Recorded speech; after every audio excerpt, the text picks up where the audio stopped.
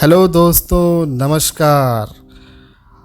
आपने DSLR camera अगर ख़रीद लिया है या मिररलेस कैमरा ख़रीद लिया है और अब अगर आप कंफ्यूज हो रहे हो कि मेरे पास किट लेंस तो है पर इसके साथ उतनी अच्छी फ़ोटोग्राफी नहीं हो पा रही है या इसके साथ उतनी अच्छी सिनेमेटोग्राफी नहीं हो पा रही है, तो मुझे और कौन से लेंसेज लेने चाहिए, तो ये वीडियो आपके बड़े काम का है। बेसिकली इस वीडियो में आप समझ पाएंगे कि किस लेंस का क्या काम होता है, क्योंकि हर आदमी जब फोटोग्राफी करना स्टार्टिंग में शुरू करता है तो ये उसके नज़रिए पे डिपेंड करता है कि वो किस तरह की फ़ोटोग्राफी करना चाहता है या वो किस तरह की सिनेमेटोग्राफी करना चाहता है।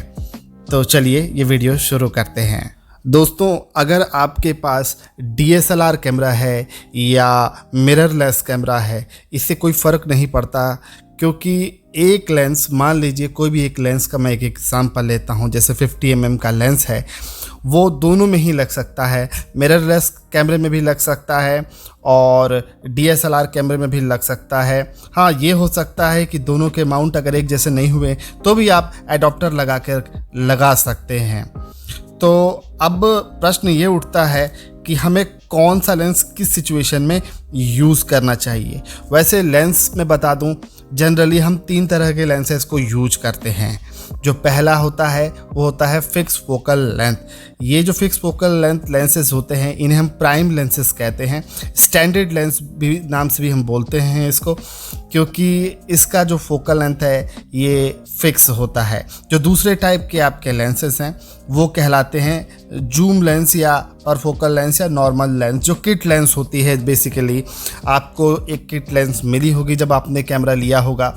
ये हो सकता है कि 1855 हो या 1870 का हो या 1555 का हो, उसकी एक रेंज होती है दोस्तों। मान लीजिए 18 mm से 55 mm तक का आपको एक लेंस मिला है तो उसकी जो फोकल लेंथ है वो वेरिएबल है, 18 से 55 तक जा सकती है। और जो तीसरे होते हैं दोस्तों, उसका नाम है जूमिंग लेंस या लॉन्ग फोकल लेंसेस। इनकी जो फोकसिंग कैपेसिटी होती है दोस्तों वो 17 mm और उससे अधिक होती है, यानी जैसे कि 135 mm तक भी जा सकती है या उससे भी 200 तक भी जा सकती है।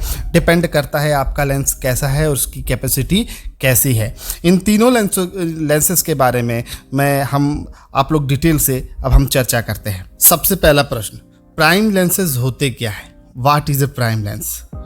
दोस्तों, अभी मैंने बताया कि प्राइम लेंस वो लेंस है जिसमें आप उसको जूम नहीं कर सकते, क्योंकि उसकी जो फोकल लेंथ है वो सेट होती है, पहले से ही सेट है। मान लीजिए आपने एक प्राइम लेंस का एग्जांपल है तो 15 मान लीजिए जैसे कि 50 mm के लेंस की हम बात कर लेते हैं, क्योंकि ये बहुत ही ज़्यादा फेमस लेंस है दोस्तों। आसानी से कॉस्ट इफ़ेक्टिव है, 9-10 हज़ार से शुरू हो जाता है। और फोटोग्राफी करना हो आपको या फिर आपको थोड़ा सा जैसे कि यूट्यूब के लिए वीडियोस बनाना चाहते हैं आप, थोड़ा सा चाहते हैं आपका बैकग्राउंड थोड़ा सा ब्लर दिखे, तो इसमें ये 50 mm लेंस काम कर जाता है और काफ़ी कॉस्ट इफ़ेक्टिव है। और जनरली आदमी इसे इसीलिए चूज़ करता है कि थोड़ा सा जो बैकग्राउंड ब्लर हो फ़ोटोज़ में, यानी कि पोर्ट्रेट शॉट वगैरह थोड़ा सा ले सके, तो बजट में ये एक बहुत अच्छा ऑप्शन हो जाता है दोस्तों। इसके यही बात नहीं है कि 50 mm में आता है, बहुत अलग अलग रेंजेस है। 35 mm में भी आपको मिल जाएगा, 85 mm में भी मिल जाएगा, 135 mm में भी मिल जाएगा। डिपेंड करता है, सब लेंसेज की प्राइसेस अलग अलग होती है और सबका जो पर्सपेक्टिव होता है वो भी अलग होता है। जैसे मान लीजिए अगर आप 85 mm का अगर लेंस यूज कर रहे हैं और एक दूसरी तरफ आप 50 mm का लेंस यूज कर रहे हैं और मान लीजिए कि आप 35 mm का लेंस यूज कर रहे हैं, तो इन तीनों से जब आप पोर्ट्रेट शॉट खींचेंगे तो जो बैकग्राउंड ब्लर है ना वो सबसे अच्छा निखर के आएगा आपका 85 mm में। अगर 135 mm का भी आप मान लीजिए आपने कैमरा लेंस ले रखा है तो उसमें बैकग्राउंड ब्लर और भी नेक्स्ट लेवल का होके आपको दिखाई देगा। तो बैकग्राउंड ब्लर मेरे ख्याल से अब आपको कुछ आइडिया आ रहा होगा कि अगर आपको ब्लर ज़्यादा चाहिए तो आप 50 mm या 85 mm इन दोनों में से एक चूज़ करें तो आपके लिए बेहतर होगा। अच्छा, अब इनका और क्या फ़ायदा होता है? बैकग्राउंड ब्लर तो हो गया, समझ गए। दूसरा फ़ायदा है दोस्तों इसकी इमेज। अब चूँकि ये ज़्यादा फ्लक्चुएट नहीं होगा, इसका फोकल लेंथ फिक्स है, यानी पैरामीटर्स जो हैं इसके फिक्स हैं। तो फिक्स पैरामीटर होने के कारण आपका जो रिजल्ट होता है क्रिस्टल क्लियर क्रिस्प एकदम इमेजेस जो आएंगी ना, उभर के एकदम से लगेगा कि हाँ यार ये तो पक्का फ़ोन के कैमरे से तो नहीं लिया गया है। और तीसरी बात, अगर आप नाइट फोटोग्राफी करना चाहते हैं दोस्तों, तो इनका जो अपर्चर होता है थोड़ा वाइड होता है, इसीलिए ये क्या ज़्यादा से ज़्यादा जो इनका सेंसर है ज़्यादा से ज़्यादा ये जो लेंस है लाइट कैप्चर कर पाता है। तो नाइट फोटोग्राफी भी अगर आप करना चाहते हैं तो उसके लिए भी ये बहुत बढ़िया लेंस साबित हो जाता है। तो अब ये है, आपको अगर आपका पर्पस था कि आप बैकग्राउंड ब्लर वाली वीडियो बनाना चाहते थे, अगर आपका पर्पस था कि अगर आप बैकग्राउंड ब्लर के साथ में पोर्ट्रेट शॉट खींचना चाहते हैं या इस तरह की फोटोग्राफी करना चाहते हैं, तो आप इसे चूज़ कर सकते हैं। या मान लीजिए आप वेडिंग में फ़ोटो लेना चाहते हैं तो आप 85 mm के साथ में जा सकते हैं, जो कि वेडिंग फोटोग्राफी के लिए काफ़ी अच्छा होगा, क्योंकि आप जिस सब्जेक्ट को हाईलाइट करना चाह रहे होंगे वो काफ़ी अपने बैकग्राउंड से उभर के ही दिखेगा। तो बहुत ही अच्छी इमेजेस आने वाली हैं दोस्तों। और सिनेमेटोग्राफर्स भी इसी लेंस को कई सिचुएशन में प्रेफर करते हैं। मान लीजिए दो लोग आपस में डायलॉग दे रहे हैं, तो जिस पे आप फोकस करेंगे वो उभर के आ जाएगा और बाकी लोग जो हैं वो बैकग्राउंड में चले जाएंगे, और इसी तरह से वाइस वर्सा आप कर सकते हैं। तो सिनेमेटोग्राफर्स को भी ये लेंस काफ़ी पसंद आता है। दोस्तों जो अगला लेंस है वो है जूम लेंस। दोस्तों जूम लेंस नाम से ही समझ में आता है, हम जूम कर सकते हैं। जूम कर सकते हैं इसका मतलब हम अपने ऑब्जेक्ट को मैग्नीफाई भी कर सकते हैं और दूर उसे छोटा भी कर सकते हैं। हम पास भी जा सकते हैं, हम उससे दूर भी हो सकते हैं। तो कुछ सिनेमेटोग्राफर्स जूम लेंस भी प्रेफर करते हैं एक अलग पर्सपेक्टिव से शूटिंग करने के लिए। तो जूम लेंस भी वीडियोग्राफी में बहुत अच्छा यूज हो जाता है। मान लीजिए आप वाइल्ड फोटोग्राफी कर रहे हैं या वेडिंग फोटोग्राफी कर रहे हैं और काफ़ी दूर आपका ऑब्जेक्ट है, तो उस कंडीशन में जूम लेंस भी बहुत अच्छा काम कर सकता है। क्योंकि हो सकता है अभी आपको अचानक से यहाँ पर शूट करना हो कि दूल्हे की साली को दिखाना जो कि आपके काफ़ी पास है, और फिर अचानक से आपको दूल्हे पे फोकस करना जो कि दूसरे तरफ स्टेज पे खड़ा है। इस तरह की सिचुएशन में जहाँ आपको बार बार बदलना पड़ेगा अपना फोकल, तो उस कंडीशन में आपकी जूम लेंस बहुत काम आ जाते हैं। तो जूम लेंस भी आपकी सिनेमेटोग्राफी, फोटोग्राफी और वीडियोग्राफी इन सब में बहुत ही अच्छा काम करेगा, और डिपेंड करता है ये कैसा लेंस आपने लगाया हुआ है। और आप इससे ना परफोकल लेंस के रूप में भी काम ले सकते हैं, क्योंकि परफोकल लेंस जो होते हैं दोस्तों उन्हें भी हम जूम लेंस में ही कंसीडर करते हैं। लेकिन दोस्तों अगर मान लीजिए आप इससे सिनेमेटोग्राफी करना ही चाहते हैं जूम लेंस से, तो होता क्या है जनरली कि हम चाहते हैं कि हमारा जो सब्जेक्ट है वो हमेशा हमारे फोकस में रहे और बाकी बैकग्राउंड जो है उस बैकग्राउंड का फोकल लेंथ चेंज कर पाएँ। तो इन सब कंडीशन में परफोकल लेंस बहुत अच्छा लेंस होता है। हाँ, और परफोकल लेंस अगर आपके पास होगा तो आप ये काम कर पाएंगे। नहीं तो अगर आप वो नॉर्मल वाला लेंस लेंगे जूम लेंस, तो वो होता है वेरी फोकल लेंथ। तो उसमें आपका जो सब्जेक्ट है, जब आप फोकल लेंथ चेंज करेंगे तो वो डिमिनिश हो जाएगा, यानी कि वो आपके फोकस से हट जाएगा, जिससे आपको उतना अच्छा अटेंशन नहीं मिल पाएगा। हाँ, अगर आप फ़ोटो खींचना चाह रहे हैं तब तो सही है, लेकिन अगर अब आप वीडियोग्राफी करना चाहते हैं तो परफोकल लेंस ही ज़्यादा बेहतर होगा। हाँ, इसका एक ड्रॉबैक मैं ये कह सकता हूँ कि परफोकल लेंस वाले जो जूम लेंस होते हैं वो थोड़ा महंगे आते हैं। ये है इसका एक, अगर आपको डिसएडवांटेज अगर आप कहें तो डिसएडवांटेज थोड़ा सा यही है कि थोड़ा सा महंगा है, बस, बाकी तो कुछ नहीं है। अब हम अगली बातें कर लेते हैं स्टैंडर्ड लेंस का। दोस्तों स्टैंडर्ड लेंस जो है ये अब बहुत सारे लोग इसको नॉर्मली यूज करते हैं, यानी जो किट लेंस होती है उसी को हम स्टैंडर्ड लेंस बोलते हैं। तो जो प्राइम लेंसेज होते हैं ना, जैसे कि 55 mm का हो गया, तो उसे भी लोग स्टैंडर्ड लेंस कह देते हैं। और या फिर ऐसा लेंस जो कि 35 mm से लेकर 55 mm तक के बीच में आ रहा है, वो भी स्टैंडर्ड फोकल लेंथ का है, तो उसे भी हम एक स्टैंडर्ड लेंस कह देते हैं। स्टैंडर्ड लेंस जो होते हैं दोस्तों जनरली अफोर्डेबल होते हैं, तो काफ़ी अफोर्डेबल प्राइस में आपको मिल जाते हैं। अब मैं आपको बताना चाहूँगा एक दूसरे तरह का लेंस जिसका है wide angle lens. Wide angle lens दोस्तों नाम से ही है, इसका एंगल वाइड होता है, यानी कि अगर आप थोड़ा पास से, जैसे कि ब्लॉगिंग करने वालों के लिए इस तरह का जो लेंस होता है ना, वो बहुत खास काम का होता है। या कहीं बैठ के आपको शूटिंग करनी है और आप चाहते हैं कि आसपास का नज़ारा भी अच्छे से दिखे, तो वाइड एंगल लेंस उसमें हम यूज कर लेते हैं।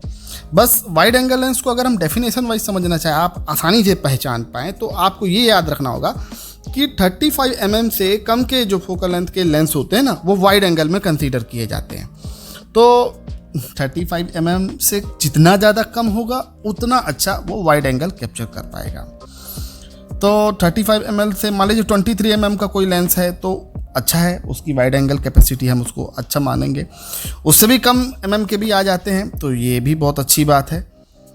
तो जितना ज़्यादा कम होगा आपका mm, उतना ही अच्छा वो वाइड एंगल यानी आसपास का जो सिनेरियो है इसको अच्छे से कैप्चर कर पाएगा।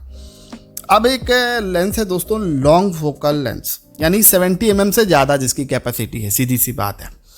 अब बहुत दूर दूर अगर वाइल्ड फोटोग्राफी कर रहे हैं हम, दूर में भेड़िया है, शेर है, तेंदुआ है, शिकार करते हुए उसे कैप्चर करना चाह रहे हैं, तो हम पास जाके तो नहीं करेंगे डेफिनेटली, और हम चाहेंगे कि हमारा सब्जेक्ट भी एकदम क्रिस्प और क्लियर आए, उसमें कोई ज़्यादा नॉइज़ ना हो। तो उन सब सिचुएशंस में लॉन्ग फोकल लेंस बहुत काम के होते हैं। जैसे एक एग्जांपल देते हैं आपको, 70 mm टू 200 mm वाले जो लेंसेस आते हैं, इन्हें हम कहते हैं लॉन्ग फोकस लेंथ या लॉन्ग फोकस लेंस।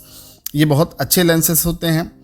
वैसे तो सही बताएं 55 mm से लेकर के 500 mm के बीच में भी जो लेंसेस आते हैं ना, उन्हें हम लॉन्ग फोकल लेंस ही मान लेते हैं या लॉन्ग लेंसेस भी कह देते हैं। बट अभी हम अच्छे से अगर बताएं तो 70 mm से थोड़ा ज़्यादा ही हो तो हम उसे कहेंगे ये एक लॉन्ग फोकल लेंस है, क्योंकि डिटेल आप अच्छे से ले सकते हैं दूर के ऑब्जेक्ट की।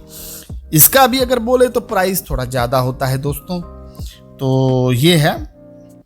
तो अब बाकी और भी कुछ लेंसेज हैं अगर मैं बताऊं, मैं उनके बारे में भी, अब चूंकि वीडियो बन ही रही है लेंसेज के टाइप्स पे, तो वो भी हम कवर कर लेते हैं। तो एक होता है फिश आई लेंस, नाम ही है फिश आई लेंस, यानी कि 23 mm से भी कम अगर होता है जो फोकल लेंथ है, तो वो फिश आई लेंस हम उसे मान लेते हैं कि हाँ भाई, अब वो आसपास का जो एरिया है ना वो थोड़ा सा क्रॉप करेगा और इस तरीके से लेगा कि आपको देखने से लगेगा जैसे फिश आई से ली गई है। तो ये होता है इसका खूबी। ये आप एकदम पास से ज़्यादा एरिया अगर एकदम कवर हो जाए, जैसे खासकर जैसे ब्लॉगर्स होते हैं वो इसका यूज कर सकते हैं, ब्लॉगिंग में काफ़ी काम का होता है। एक और भी है दूसरा एक्सट्रीम कैमरा लेंस, अगर आप बोलेंगे तो फिर हो जाएगा टेलीफोको लेंस। तो जो ये टेलीफोटो लेंस होता है ये भी काफ़ी मतलब साइज वाइज थोड़ा बड़ा होता है, यानी कि मान लीजिए 500 mm का जैसे अगर आपके हाथ में लेंस है तो ये हम इसे कहेंगे yes this is a telephoto lens. तो ये काफ़ी बड़ा होता है साइज में, और आप इससे काफ़ी जैसे एस्ट्रो फोटोग्राफी करना चाह रहे हैं आप, आकाश वगैरह के, या आप मान लीजिए क्रिकेट वगैरह की शूटिंग करना चाह रहे हैं, या इस तरह से काफ़ी दूर की चीज़ों को एकदम पास से अच्छे से एकदम क्लियरली उसे आप कैप्चर करना चाह रहे हैं, तो ये टेलीफोको लेंस उसमें काम में आ जाता है। और दोस्तों एक और लेंस बचा हुआ है, बहुत क्लोज ऑब्जेक्ट है हमारे पास, जैसे एक भौरा भिनभिना रहा है या एक मक्खी है, एक मच्छर है, या एक सिक्के पे कुछ लिखा है छोटा छोटा सा, और उसे हम कैप्चर करना चाह रहे हैं, उसे हम या वीडियोग्राफी उस पर करना चाह रहे हैं, तो उन कंडीशंस में मैक्रो लेंसेस बड़े काम के होते हैं। बहुत स्मॉल ऑब्जेक्ट और जो बहुत पास होते हैं उनको बड़े फाइन डिटेल के साथ कैप्चर कर लेता है ये। तो मैक्रो लेंसेस जो है वो भी थोड़े से कॉस्टली होते हैं, और काफ़ी अच्छी फ़ोटोग्राफी अगर आप चाहते हैं, इस तरह की अगर आप फोटोग्राफी करना चाहते हैं या वीडियोग्राफी करना चाहते हैं तो आप कर सकते हैं। तो इस तरीके से आप इसका भी यूज कर सकते हैं। तो दोस्तों ये जो मैंने आपको बताया इन सब लेंसेज के बारे में, आपको कैसा लगा? अगर आपको अच्छा लगा तो हमारे चैनल को सब्सक्राइब कर सकते हैं, और थोड़ा कमेंट वगैरह कीजिएगा जिससे मुझे फ्यूचर में और ज़्यादा फ़ोटोग्राफी और वीडियोग्राफी पे भी वीडियोस लाने में सहायता मिलेगी। अगर मैं सोच रहा हूँ अगर ये वीडियो थोड़ा चल जाए तो क्यों ना सारे कैमरे के बारे में डिटेल से ही वीडियो बनाई जाए कि कितने तरह के कैमरे होते हैं, कौन सा बजट में कैमरा होता है और हर कैमरे को कैसे इस्तेमाल कर सकते हैं। मतलब बहुत तरह की वीडियोस बनाई जा सकती हैं इस टॉपिक पर भी। तो धन्यवाद दोस्तों, जय हिंद।